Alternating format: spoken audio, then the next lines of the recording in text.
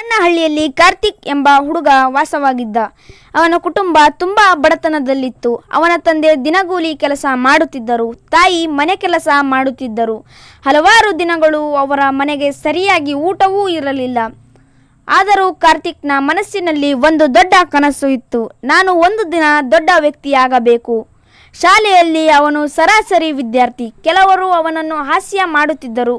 ನೀನು ಏನೂ ಆಗಲ್ಲ, ನಿನ್ನ ಕನಸು ಅಸಾಧ್ಯ. ಈ ಮಾತುಗಳು ಅವನಿಗೆ ನೋವು ತಂದರೂ ಅವನ ಮನಸ್ಸನ್ನು ದುರ್ಬಲಗೊಳಿಸಲಿಲ್ಲ.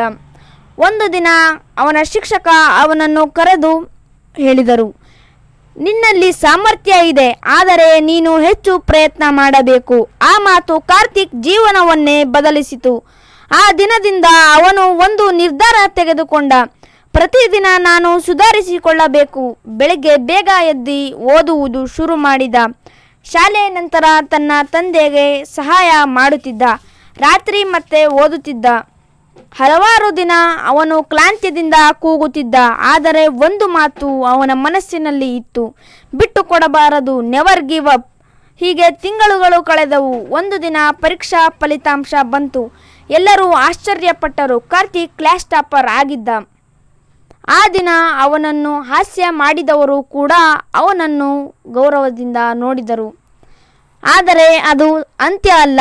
ಹಲವಾರು ವರ್ಷಗಳ ನಂತರ ಕಾರ್ತಿಕ್ ಒಂದು ದೊಡ್ಡ ಇಂಜಿನಿಯರ್ ಆಗಿ ತನ್ನ ಹಳ್ಳಿಗೆ ಮರಳಿ ಬಂದ.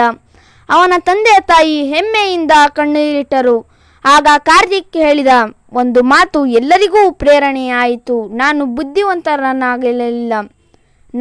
ಬುದ್ಧಿವಂತನಾಗಿರಲಿಲ್ಲ, ಆದರೆ ನಾನು ಬಿಟ್ಟು ಕೊಡಲಿಲ್ಲ.